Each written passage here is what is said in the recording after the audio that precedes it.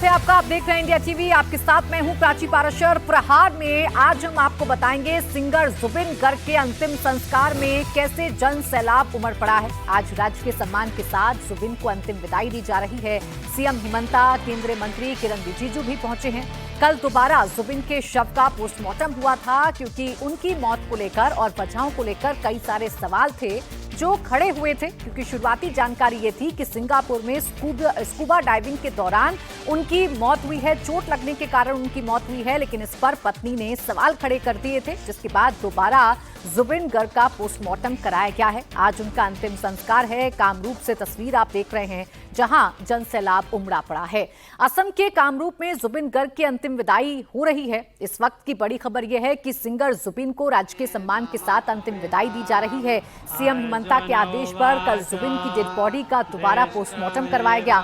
जुबिन की मौत सिंगापुर में स्कूबा डाइविंग के दौरान हुई थी। इस वक्त जुबिन को अंतिम विदाई देने के लिए लोगों का सैलाब उमड़ पड़ा है। खुद सीएम हिमंता बिस्वा शर्मा जुबिन के अंतिम संस्कार में मौजूद हैं। केंद्रीय मंत्री किरण रिजिजू भी कामरूप पहुंचे और जुबिन को श्रद्धांजलि दी। फैंस भी नम आंखों से जुबिन को विदाई देने पहुंचे। पूरा का पूरा कामरूप शहर उमड़ पड़ा है। असम के कई जिलों से लोग पहुंचे हैं। देश के अलग अलग हिस्सों से भी जुबिन के अंतिम दर्शन करने के लिए लोग पहुंच रहे हैं। 52 साल के Zubeen Garg Singapore North East Fest में परफॉर्म करने पहुंचे थे। वहां स्कूबा डाइविंग के दौरान उनकी मौत हो गई, मगर ये विवादों में घिर गई। सिंगापुर में 19 सितंबर को हुई मौत स्कूबा डाइविंग के दौरान मौत हुई थी, लेकिन जुबिन गर्ग की पत्नी ने इस पर सवाल उठाए थे। पत्नी ने कहा था कि दम घुटने से जुबिन गर्ग की मौत हुई है। सवाल उठे तो सीएम हिमंता ने एक बड़ा फैसला लिया और डेड बॉडी का दोबारा पोस्टमार्टम करवाया गया। इस वक्त कामरूप में जुबिन को अंतिम विदाई दी जा रही है। हिमंता समेत कई जाने माने लोग उन्हें श्रद्धांजलि देने के लिए पहुंचे। आप जो तस्वीर देख रहे हैं आज असम के कामरूप से, चप्पे चप्पे पर आपको सिर्फ और सिर्फ जन सैलाब नजर आ रहा होगा। हर जगह आपको जुबिन के चाहने वाले लोग नजर आ रहे होंगे जो अपने कलाकार जुबिन गर्ग को अपने बीच में ना पाकर अब गमगीन हैं और नम आंखों से उन्हें विदाई दे रहे हैं। आपको बताएं कि जुबिन की मौत को लेकर क्या बताया गया और किस बात का शक जताया जा रहा है, ये भी आपको बता देती हूँ। बताया गया कि सिंगापुर में स्कूबा डाइविंग के दौरान उनकी मौत हुई, जबकि पत्नी और फैंस ने मौत की वजहों पर सवाल उठाए। बताया गया कि लाइफ जैकेट ना पहनने से जुबिन की मौत हुई, जबकि पत्नी ने बताया कि दम घुटने से उनकी जान गई। सिंगापुर में उनका पोस्टमार्टम हो गया था, लेकिन जब सवाल उठे तो कल गुवाहाटी में दोबारा पोस्टमार्टम जुबिन गर्ग का करवाया गया। और आज जुबिन गर्ग जो 38,000 से ज्यादा गाने अलग अलग भाषाओं में गा चुके हैं, वो जुबिन गर्ग जो अपनी शानदार आवाज़ के लिए अपने फैंस के दिलों पर राज करते रहे हैं और आगे भी राज करते रहेंगे, आज वो जुबिन गर्ग अपने अंतिम यात्रा पर निकल पड़े हैं और उनको विदाई देने के लिए एक जन सैलाब है जो इस वक्त असम के कामरूप की सड़कों पर देखने को मिल रहा है। ओंकार सरकार, इस वक्त मेरे सहयोगी जुड़ गए हमारे साथ ज्यादा जानकारी के साथ। ओंकार, एक ऐसा कलाकार जिसने अपनी आवाज से सबको दीवाना बना दिया, एक ऐसा कलाकार जिसने 38,000 से ज्यादा गाने अलग अलग भाषाओं में गाए, आज वो पंच तत्व में विलीन होने जा रहा है और उनके अंतिम सफर में जन सैलाब उमड़ रहा है। तस्वीर हम देख रहे हैं, लेकिन उनकी ये मौत मिस्ट्री कैसे बन रही है, क्यों इस पर सवाल खड़े हो रहे हैं, क्या शक है जो परिवार जाहिर कर रहा है? जी देखिए, उनकी मौत को लेकर काफ़ी ज़्यादा मिस्ट्री पैदा हो रहा था और इसीलिए असम गवर्नमेंट की तरफ से जो कहा गया कि सेकंड पोस्टमार्टम भी किया जाएगा, यानी कि पहली पोस्टमार्टम तो सिंगापुर में किया गया, उसके बाद दूसरा पोस्टमार्टम जो कि गुवाहाटी मेडिकल कॉलेज और अस्पताल में किया गया जा चुका है।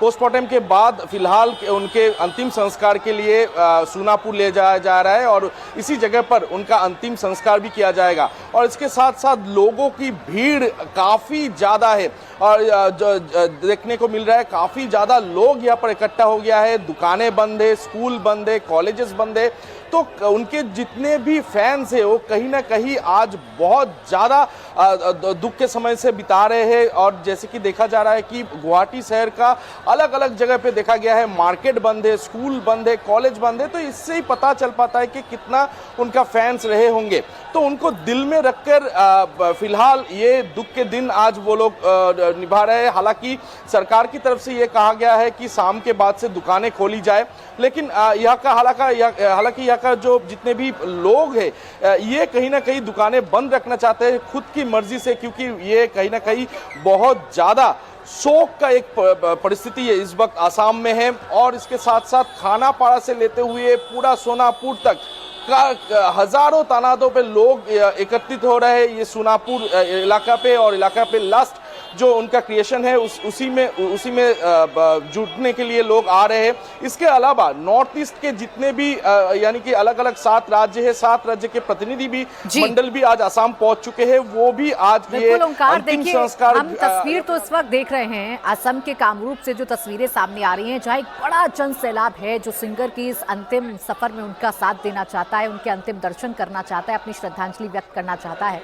लेकिन जुबिन गर्ग की ये मौत मिस्ट्री कैसे बन गई ओंकार? परिवार ये कह रहा है, या जो पत्नी है जुबिन गर्ग की वो कह रही है कि दम घुटने की वजह से मौत हुई, लाइफ जैकेट क्यों नहीं पहनी गई थी, इसको लेकर सवाल खड़े किए गए, दोबारा पोस्टमार्टम कराया गया। क्या एंगल अब निकलकर सामने आ रहे हैं? देखिए, इसको लेकर काफी मिस्ट्री बढ़ती हुई नजर आ रही है। इसके अलावा उनके जो मैनेजर थे, उनके मैनेजर के खिलाफ भी एफआईआर दर्ज करवाया गया है। तो ये कहीं ना कहीं लाइफ जैकेट कहा था उस वक्त, क्योंकि पहली जो पोस्टमार्टम उनका जो प्राइमरी रिपोर्ट है उसमें देखा जा रहा है कि दम घुटने की वजह से जुबिन का मौत हुआ है। तो कहीं ना कहीं परिवार की तरफ से लगातार ये संदेह जताया जा रहा है कि क्या ये हत्या है, ये संदेह परिवार की तरफ से लगातार उठाया जा रहा है। और इसीलिए राज्य सरकार यानी कि आसाम सरकार ने यह तय किया था कि दूसरी बार उनका पोस्टमार्टम किया जाए। तो इसी के लिए गुवाहाटी मेडिकल कॉलेज और अस्पताल में आज पोस्टमार्टम सेकेंड जो पोस्टमार्टम है वो पोस्टमार्टम में किया गया है। उनका रिपोर्ट आने का इंतजार फिलहाल सब कोई कर रहा है, परिवार के लोग जैसे कर रहे हैं, उनके फैन भी वैसे ही इंतजार कर रहे हैं, क्योंकि ये कहीं ना कहीं परिवार की तरफ से एक संदेह जताया गया है कि मौत कैसे हुआ, उनका लाइफ जैकेट कहा था, ये काफी सारे सवाल अभी सिंगापुर परफॉर्म करने के लिए गए थे, लेकिन उनकी मौत की खबर से तमाम जो उनके चाहने वाले हैं वो स्तब्ध रह गए। ये मौत कैसे हुई, ये सवाल अभी भी बरकरार है। शुक्रिया आपका ओंकार तमाम जानकारी के लिए।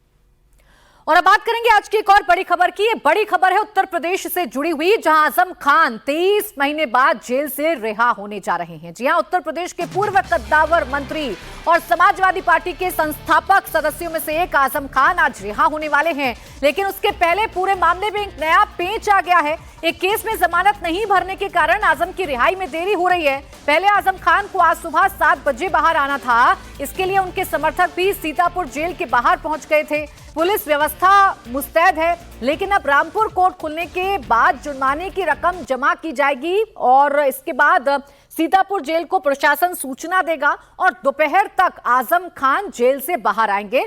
कुछ ही देर में आजम खान जेल से बाहर आ सकते हैं। उनके समर्थकों का जमावड़ा सीतापुर जेल के बाहर है। आजम खान के बेटे आजम खान के समर्थकों को लेकर सीतापुर जेल पहुंच गए हैं, क्योंकि उनके परिवार को उम्मीद थी कि सुबह 7 बजे आजम खान की रिहाई हो सकती है, लेकिन जमानत बॉन्ड पर पेंच जो है वो अटका। इस बीच बड़ी खबर यह है कि आजम खान की रिहाई से पहले सीतापुर जेल के बाहर भारी ड्रामा हुआ। पुलिस ने आजम के बेटे अदीब आजम को हटाया। अदीब आजम सुबह 7 बजे जेल के बाहर पहुंच गए थे, साथ ही आजम के समर्थक भी जेल पहुंच गए थे। अब पुलिस ने उनकी गाड़ियों का 25 गाड़ियों का चालान किया है। ये इस वक्त की बड़ी खबर आपको बता रहे हैं, लाखों का चालान किया गया है। दरअसल ये सभी गाड़ियां नो पार्किंग जोन में खड़ी कर दी गई थी। सीतापुर पुलिस के अधिकारियों का कहना है कि अगर किसी ने कानून व्यवस्था से छेड़खानी किया, कानून को अपने हाथ में लिया, तो फिर कार्रवाई की जाएगी। बड़ी संख्या में आजम खान के समर्थक उनके बेटे अदीब आजम के साथ सीतापुर जेल के बाहर इकट्ठा हो गए, लेकिन इन समर्थकों की मुश्किल तब बढ़ गई जब जेल के बाहर नो पार्किंग में गाड़ियां खड़ी कर दी गई। आजम खान की जेल से 23 महीने बाद रिहाई हो रही है। आजम खान 23 अक्टूबर 2023 से जेल में बंद हैं। एक समय यूपी के ताकतवर मंत्री रहे आजम खान की मुश्किलें योगी के सीएम बनने के बाद बहुत बढ़ गई। योगी सरकार ने आजम खान के खिलाफ इतने मुकदमे दर्ज कराए कि आजम का ज्यादातर समय जेल में ही गुजरा है। पिछले सप्ताह हाईकोर्ट ने उन्हें क्वालिटी बार मामले में जमानत दी थी, जिसके बाद उनके बाहर आने का रास्ता साफ हो गया। आजम को अभी तक कुल 72 मामलों में जमानत मिल चुकी है। इनमें पहले से उन्हें 53 केस में बेल मिल चुकी थी। हाल में उन्हें 19 और केस में राहत मिली। वैसे आजम के खिलाफ कुल 104 केस हैं, जिनमें 93 तो अकेले रामपुर में ही हैं। तो आजम खान आज जेल से बाहर आएंगे। हालांकि थोड़ी देरी जरूर हो रही है, लेकिन जैसे ही जमानत बॉन्ड भर दिया जाएगा वैसे ही आजम खान जेल से बाहर निकल आएंगे। रुचि कुमार हमारी संवाददाता हमारे साथ जुड़ गई। रुचि, सबसे पहले इस रिहाई को लेकर अपडेट दीजिए। क्या जमानत बॉन्ड रामपुर में भर दिया गया है और कितनी देरी अभी लग रही है आजम खान को बाहर आने में? जी बिल्कुल, बॉन्ड भर दिया गया है और ये सीतापुर जेल पहुंच भी चुका है। आजम खान के जो बेटे हैं, छोटे बेटे अदीब, वो जेल के अंदर अभी गए हैं और ऐसा समझा जा रहा है कि बस अब से कुछ देर बाद आजम खान जेल से रिहा हो जाएंगे। इस जेल में आजम खान अक्टूबर 2023 से है, तो करीब 2 साल का पूरा टाइम उन्होंने जेल में गुजारा है। तो बस अब कुछ देर बाद हमको आजम खान जेल के बाहर दिखाई देंगे। प्राची, बिल्कुल, देखिए थोड़ी देर बाद आजम खान जेल से बाहर आ जाएंगे। और आजम खान का क्या रुतबा रहा है, आजम खान कितने कद्दावर रहे हैं? हालांकि उनका वो रुतबा धीरे धीरे करके खत्म हो गया। जैसे वो जेल में रहे, उनके समर्थक, समाजवादी पार्टी से उनका कनेक्शन, सब कुछ सवालों में आ गया। अब जब बाहर आएंगे आजम खान, रुचि, तो क्या कोशिश रहेगी आजम खान की और उनके परिवारों की? बहुत सुगबुगाहट है बसपा में उनके शामिल होने की। उनकी पत्नी तंजीम फातिमा मायावती से मिली, ऐसी भी खबरें सामने आ रही थी। बिल्कुल, कई तरह की अटकलें हैं क्योंकि रामपुर के आजम खान हैं और रामपुर के आसपास जो मुरादाबाद है, संभल है, कई सीट्स ऐसी हैं जहां मुस्लिम वोट काफ़ी मायने रखते हैं। और आजम खान समाजवादी पार्टी का बड़ा मुस्लिम चेहरा हुआ करते थे, वोट वो लाते थे। तो अब वो जेल से निकलेंगे। बीच में हमने देखा कि उनके परिवार में कुछ नाराज़गी भी दिखी समाजवादी पार्टी को लेकर, लेकिन अगर आप यहाँ पर समाजवादी पार्टी से बात करेंगे तो उनका कहना है कि ये सब अफवाह है, आजम खान कहीं नहीं जा रहे, वो समाजवादी पार्टी में रहेंगे। और एक बार वो सपा छोड़ के जा चुके हैं, उनको अपनी गलती का एहसास हुआ था, वापस आ गए थे। तो ये सारी अफवाहें बता रहे हैं समाजवादी पार्टी। लेकिन अब आजम खान के मन में क्या है ये तो कोई शायद नहीं बता सकता, उनका परिवार भी नहीं बता सकता, ये सिर्फ आजम खान जानते होंगे। तो जाहिर है इतने दिन बाद जेल से निकलेंगे, कुछ दिन तो उनको सेटल होने में लगेगा, उसके बाद उनकी बिल्कुल रुचि, लेकिन जो तलखियां, जो दूरियां अखिलेश यादव से परिवार की आई थी और जो परिवार ने बयान दिए थे, उसे भी भूला नहीं जा सकता है। अब आजम खान क्या कदम उठाएंगे और आने वाले चुनावों में क्या इम्पैक्ट होगा, ये देखना वाकई दिलचस्प होगा। शुक्रिया आपका रुचि तमाम जानकारी के लिए। आइए सबसे पहले आपको भोपाल की खबर बताते हैं। भोपाल में नवरात्र के मौके पर हिंदू संगठनों के सख्त रवैये के बाद भोपाल प्रशासन भी अब सख्त हो गया है। भोपाल प्रशासन ने गरबा, डांडिया और दूसरे सांस्कृतिक कार्यक्रम में शामिल होने वाले सभी लोगों की पहचान पत्र के सत्यापन का आदेश जारी कर दिया है। भोपाल प्रशासन के मुताबिक किसी को भी बिना पहचान पत्र के गरबा, डांडिया पंडालों में एंट्री नहीं दी जाएगी। हिंदू संगठन के कार्यकर्ता पंडालों के बाहर सीसीटीवी कैमरे लगा रहे हैं। पंडालों के बाहर गंगा जल और कलावा भी रखा गया है। पंडाल में प्रवेश करने वाले हर शख्स पर गंगा जल का छिड़काव होगा और कलावा बांधा जाएगा। नवरात्र शुरू हो चुके हैं और शुरू हो चुकी है देश भर में गरबा पंडालों की धूम।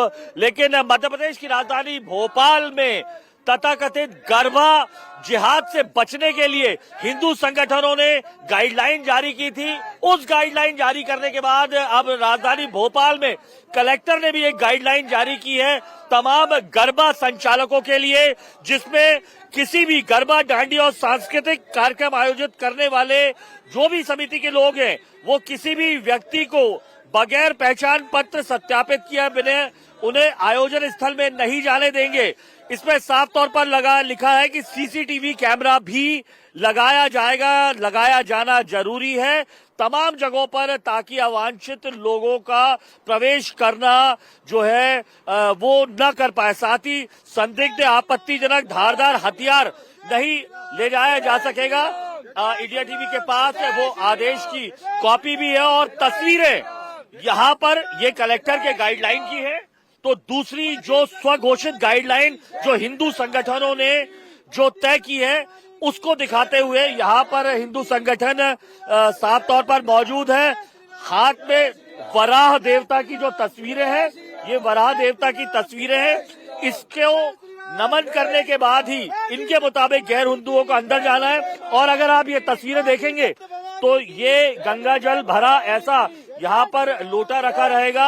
आम के पत्ते हैं, कलावा से लेकर तमाम चीजें भी है। यानी शासन ने जो गाइडलाइन जारी की है वो बाद में की है। इन्होंने जो हिंदू पुलिसिंग करते हुए हिंदू संगठन नजर आ रहे हैं, इन्होंने अपनी गाइडलाइन पहले तय कर दी है। हम बात भी कर लेते हैं।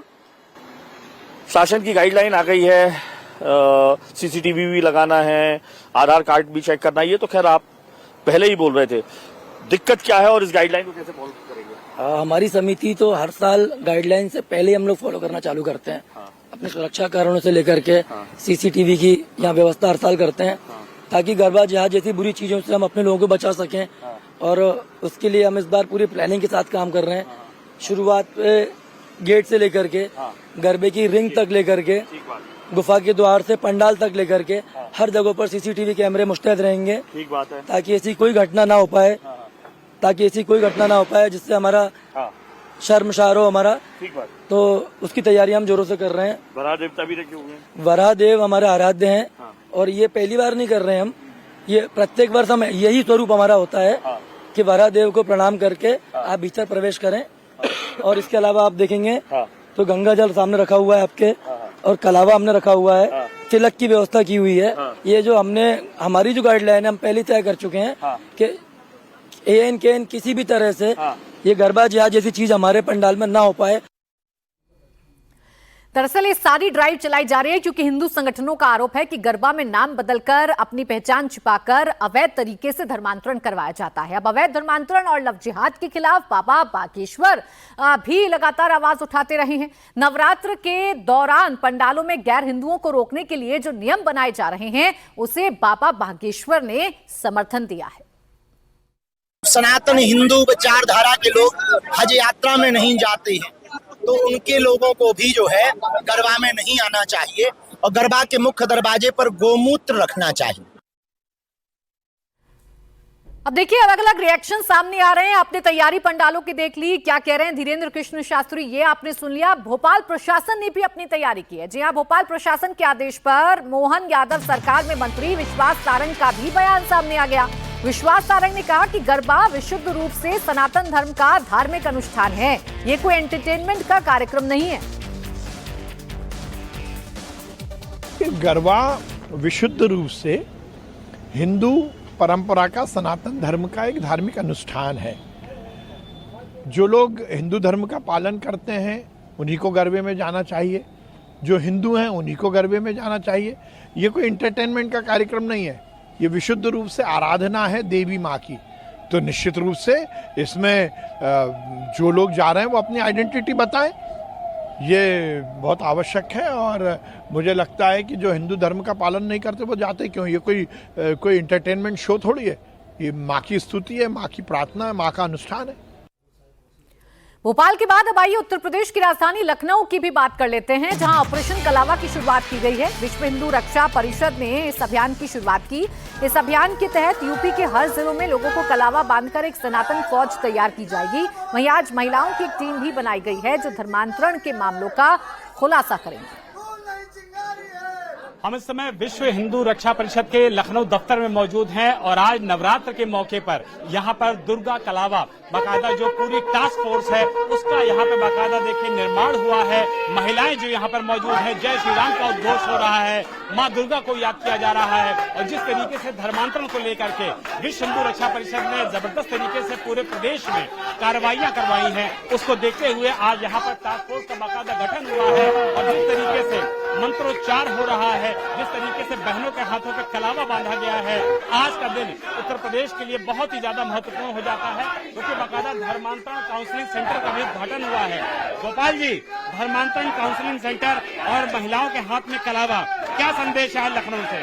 देखिए, हमेशा रक्षाबंधन पर हमारी बहनें बांधती थी, लेकिन जिस तरह से हमारे पूरे भारत में लगातार धर्मांतरण लव जिहाद का कार्यक्रम चल रहा है और हमारे जो हेल्पलाइन नंबर पर जितनी लोगों का फोन आया है, उस हिसाब से मेरा मानना है कि पूरे भारत में 2 लाख लोगों का, चाहे ईसाईकरण या